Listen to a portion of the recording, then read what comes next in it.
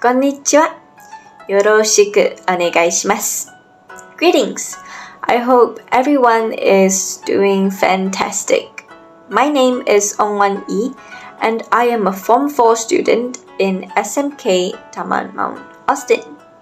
For today, I will be reviewing one of my favorite books of all time, which is No Longer Human by Osamu Dazai. Now, before I begin, however, I'd like to introduce myself a bit better. I am the president of my school's English language club and an active participant in numerous competitions such as public speaking, poetry writing, creative writing, and so on.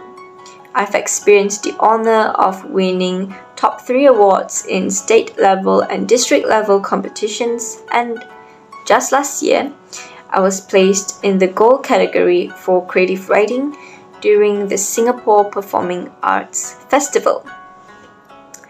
Anyway, let us proceed.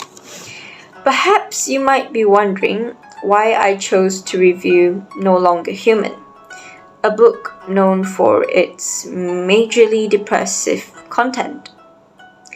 Well, I feel that in having read this book, there were a lot of things for me to meditate on and explore.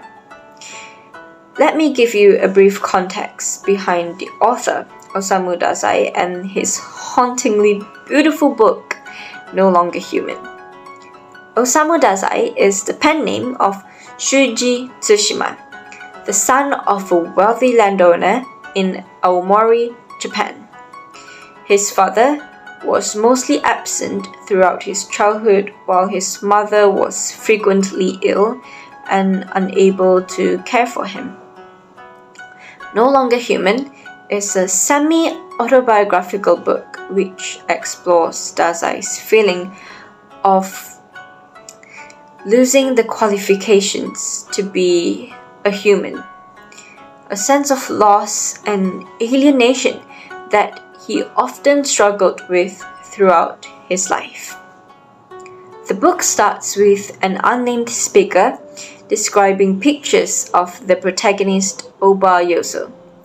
He finds Yozo deeply disturbing and says that he could hardly recognize Yozo as a human, even though he knows that most people would find Yozo good-looking.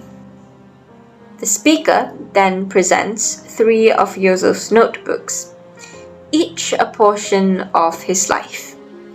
The first notebook starts with the heavy line, "Mine has been a life of much shame." And it led me to think about what exactly would make a person describe the starting of his life in such a sad way. Yozo writes that as a child, society and humans never made much sense to him. He describes his dread for human dullness, which he claims to be the way humans focus on making everything practical, instead of just for the aesthetics. He also explains how he acts joyful in front of others, including his own family, feeling the need to mask his true nature, one which is miserable and numb.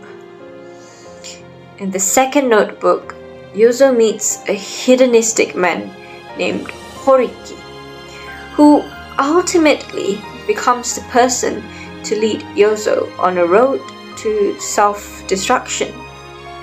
Horiki introduces a life of pleasure-seeking to Yozo, which Yozo eventually gets addicted to. In his desperation to numb the suffocating feeling of being alone. Afterwards, we see Yozo attempt a double suicide with his lover, Tsuneko. Tsuneko dies, but Yozo lives. This part of the novel paints a very vivid description of how society is not always a kind place. Something I'm sure that most people, especially adults, can relate to. Through the character of Oba Yozo, Dazai shows us the path which many people struggling with their mental health are forced to take when nobody tries to offer them help. He also shows us the horrific scenario of survivor's guilt, a kind of loss and near insane pain which eats away at the survivor of a suicide attempt. When I read this part of the book, I honestly cried. I felt very sympathetic for Yozo and Tsuneko. And I could only think about how much pain Osamu Dazai had to be in for him to describe the events in such a realistic and haunting way. Going on to the third notebook, it doesn't get much better, unfortunately. Yozo's life only grows more and more turbulent as he ends up destitute and almost lifeless inside. We see Yozo descending deeper into his depression as nobody around him really tried to help him.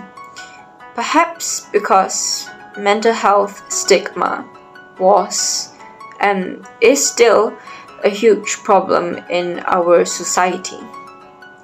Before Yozo could end up attempting to take his life once more, however, he gets put into a psychiatric ward where he writes about feeling like a societal reject who's been disqualified as a human being.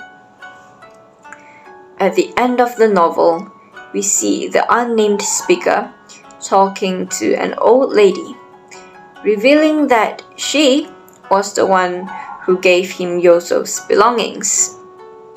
The old lady says that while Yozo's life was certainly a devastating one, he was, by all means, a good boy and an angel. Reading this book till the end, I think that why the old lady said that is because Yozo was inherently not a bad person. Instead, he was a morally grey person who lived a bad life as pushed by the circumstances he faced. Some things I've learned from this book are that going to therapy and opening up about our struggles to loved ones is incredibly important, and that we should always be kind to both others and ourselves. And sometimes being kind to ourselves is the hardest thing to do, but it is also the most worthy thing to try to do. Besides that, I think that a good habit for everyone to pick up on is to check in with our friends and family every once in a while, just to make sure they're doing okay, and to listen with care whenever they open up about their feelings. That's all, and thank you for listening.